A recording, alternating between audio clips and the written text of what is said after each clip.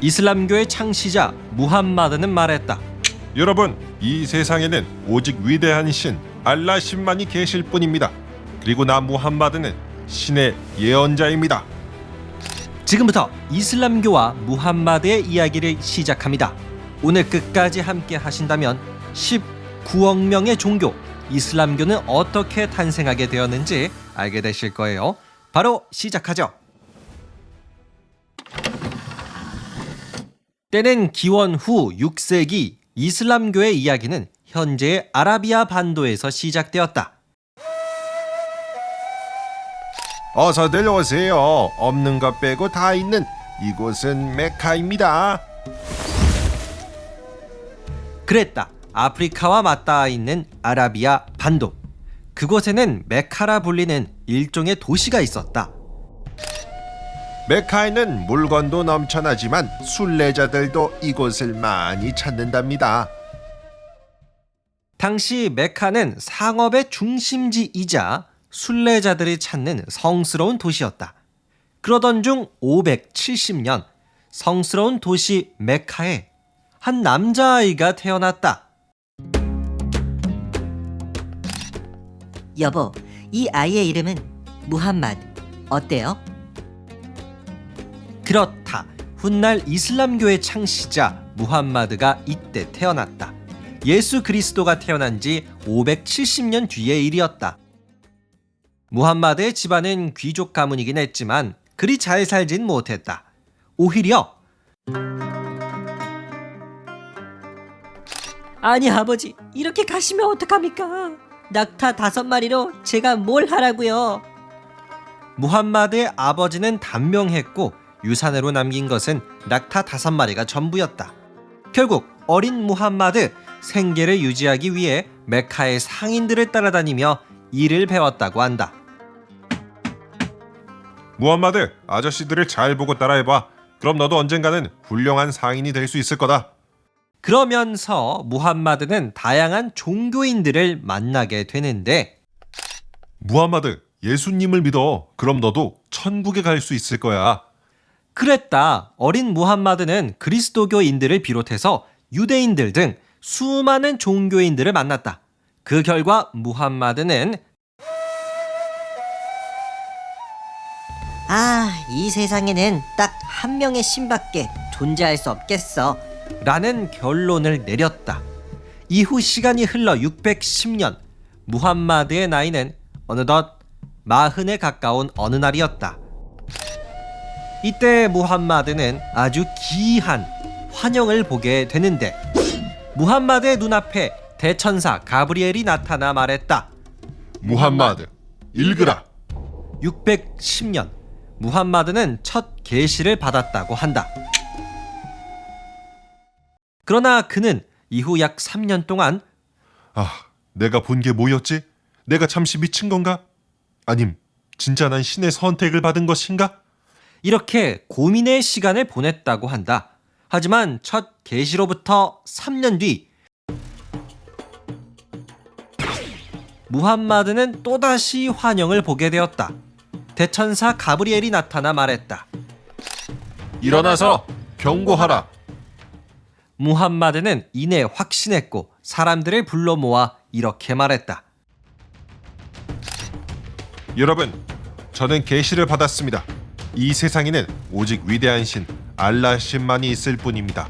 그리고 나 무함마드는 신의 예언자입니다.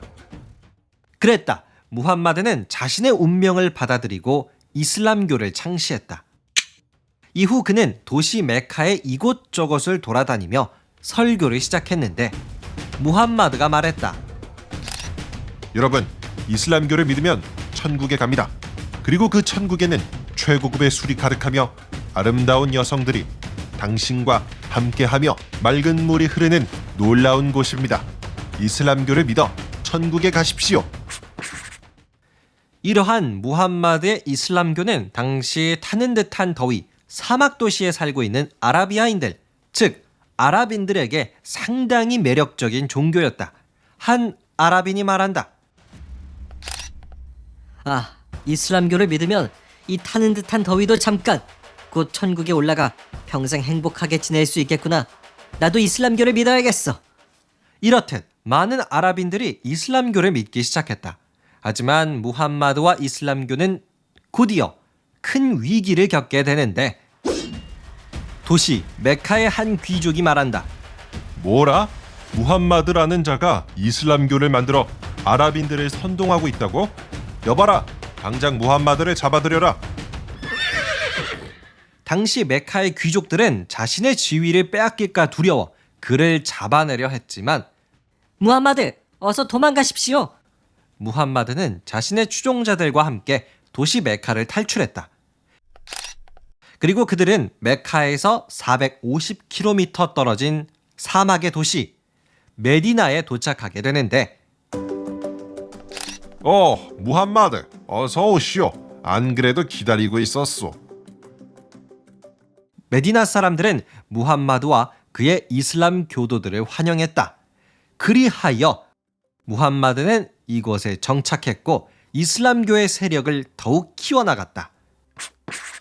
그리고 이때 무함마드는 종교적인 지도자를 넘어서 정치적인 지도자, 즉 왕과 비슷한 지위를 갖게 되었다고 한다. 이후 630년 세력을 키운 이슬람 교도들과 무함마드는 무력으로 그들을 위협했던 도시 메카를 굴복시켰으며 이곳을 이슬람교의 중심으로 삼았다. 당시 무함마드를 따르던 이슬람 교도들 또한 4만 명 이상으로 늘어났었다고 전해지는데 이후 약 2년 뒤 632년 이슬람교의 창시자 무함마드는 사망했다. 그러나 칼리프라 불리는 무함마드의 대리인이 등장해 이슬람 세계를 통치했다. 그러면서 이슬람은 이제 더 이상의 종교단체가 아니라 하나의 제국, 이슬람 제국으로서 그 영향력을 확대해 나갔다. 638년 이슬람 제국은 예루살렘을 정복했고 643년 이집트의 거대 도시 알렉산드리아를 점유하고 651년 제국 페르시아를 격파했으며 711년에는 유럽으로 건너가 스페인을 정복시켰다. 또한 712년에는 인도의 북동부까지 점령했다. 그리하여 이슬람 제국은 아라비아 반도, 중동 지역, 북아프리카 지역, 인도의 북동부, 그리고 스페인, 포르투갈에 이르는 거대한 영토를 손에 넣었다. 그 시작은 무함마드의 이슬람교가 아랍인들을 하나로 모은 덕분이 아니었을까? 지금까지 이슬람교와 무함마드의 이야기였습니다. 끝!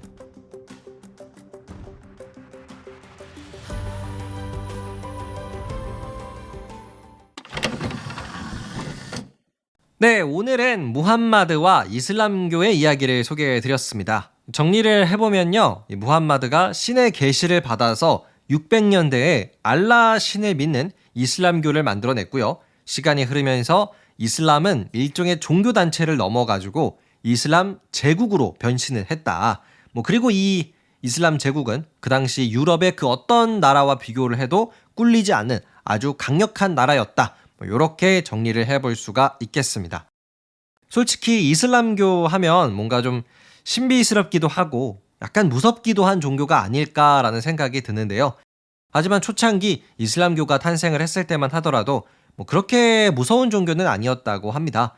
이슬람교를 다른 종교인한테 강요하거나 그런 문화도 아니었다고 하죠.